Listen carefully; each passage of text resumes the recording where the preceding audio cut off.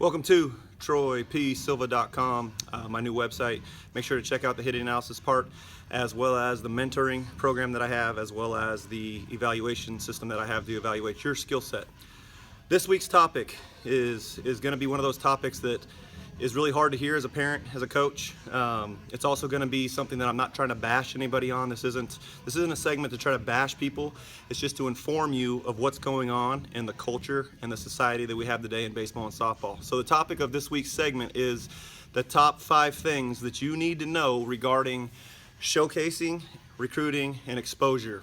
The first thing you need to know about this stuff is these days, these kids have this selfish attitude about it. It's creating this entitled mindset. Kids these days are so more focused on playing at the next level, playing college ball, than they are about their team winning right now and helping their team win at all costs and doing the best they can to actually improve their skill set.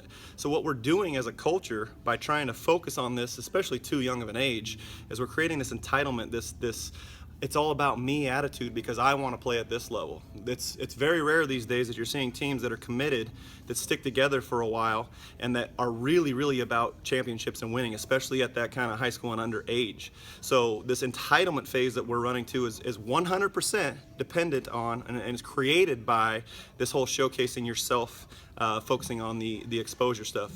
Number 2 is it's making kids wore out these days about baseball. Kids these days are so wore out by the time they're 14, 15 years old, and they're wore out because there's too much stress, there's too much pressure, there's too much anxiety, there's too much pressure to perform at a young age because of the hopes of playing at the college level, that they lose sight about just having fun. Whatever happened to fun in baseball? I'm on a mission to make baseball fun again. So it's wearing kids out, not only just physically but mentally too as well, and it's making them not like baseball as much anymore because there's so much pressure to perform. Kids these days can't just go play baseball without focusing, oh, this scout saw me and I'm 0 for 3, there goes my chance. That's not how it works. These kids these days need to enjoy baseball. They can't get burnt out playing baseball. They travel all over the country by the time they're 13 and 14 years old with hopes of getting seen, that they forget it's fun, it's baseball. And quite honestly, at 13, 14 years old, no one really cares. You're supposed to make it fun anyway. So the kids that get recruited at 13 and 14 years old are that less than 1% that are automatically Division I guys, stud potential type of guys that everybody knows about in the whole country, and you don't need to worry about that. So you got to be careful with that aspect of it too, because kids these days are being burnt out at a way too young age. So the whole focus of the showcasing yourself and the exposure thing just takes too much mental draining basically for kids these days. The next thing, number 3, and this is something that's going to be hard for you people that are actually recruiters and stuff like that, is most events. And what I mean by most events is most events, not all events, but most events that you go to are 100% money makers for those event people. And most of those events they could really care less about actually helping kids. They're more about making it look good, making it feel like you're getting something out of it, making it feel like it's something you have to do. And quite honestly, that kind of leads into the misinterpretation of information these days amongst parents is out of control.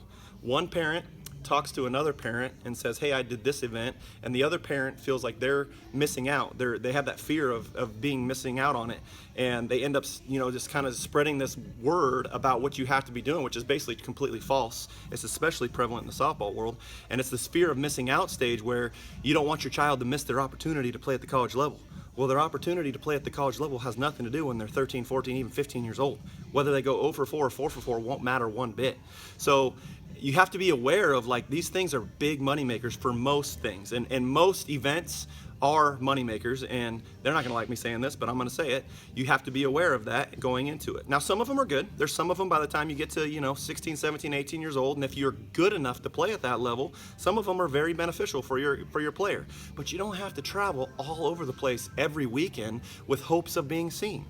You need to basically work on your skill set to improve and get better with hopes of improving, so that your opportunities to play at that level are dictated by your ability, not where you're traveling.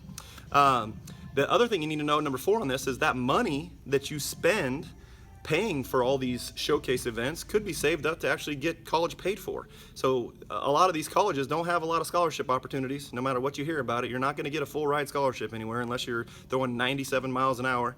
You just got to make sure if you use that money that you're traveling with by the time you're 13, 14 years old, save it up. There's maybe your college fund too, because I've seen parents year after year after year spend tens of thousands of dollars traveling all over the place. I'm not saying you can't travel. Travel's great, but you got to be aware of the costs and the expenses that goes behind it. And just because you travel somewhere doesn't mean you're going to get seen, doesn't mean you're going to get looked at. And even if you do get looked at, that doesn't automatically mean that you're good enough to even be recruited. So you got to have a realistic mindset behind it. And I'm not saying don't travel anywhere. We travel, we do some travel tournaments, but it's all about the experience. It's all about playing good competition. It's all about your team versus just hopes of being seen. And then the last thing is just making sure that if your mindset is focused on development, if your mindset is focused on, I want to be the best player that I can be, if you're good enough, you'll play at the college level. So I myself was average to good player in basically high school, my freshman year, sophomore year. My junior year, I didn't even play. I wasn't very good. I was just kind of an average high school type of player. And then my senior year, I got really good all of a sudden, and I was All-State California. I did pretty well. I was MVP of the league. This isn't the boast. I'm just telling you the scope of what happens. And I still had no offers, and I still had no opportunities. So the opportunities for me specifically came from my coach. And that's the biggest thing I want you guys to get out of this video is your coach has more pull than any recruiter, anybody that you're ever going to pay to do recruiting services with. Your coach has more pull than anyone. Your coach can tell whatever school you're interested in, hey, watch this kid or don't watch this kid. Your coach is also probably going to be pretty honest with you. Your coach is probably going to be pretty honest with you, like, hey, I don't think you're going to be able to play at whatever school you're thinking about playing at. You might be a Division II or Division III kid. And hopefully those coaches, the coaches that I've had specifically, they'll help you. And sometimes there's coaches that don't help you, and that just is what it is. And you got to do your due diligence. But at the same time, that development doesn't happen till later in your career, your junior, your senior year. If you're a Division I baseball player, you're going to know it. Coaches and people are going to be talking about you, and you're going to get people interested in you versus you have to be interested in them. So you have to understand that the development and the skill set is the most important thing you need to be focused on. And quite honestly, that's what gets lost in this quest, we'll call it, for exposure and being seen, let's call it. So just be aware of that.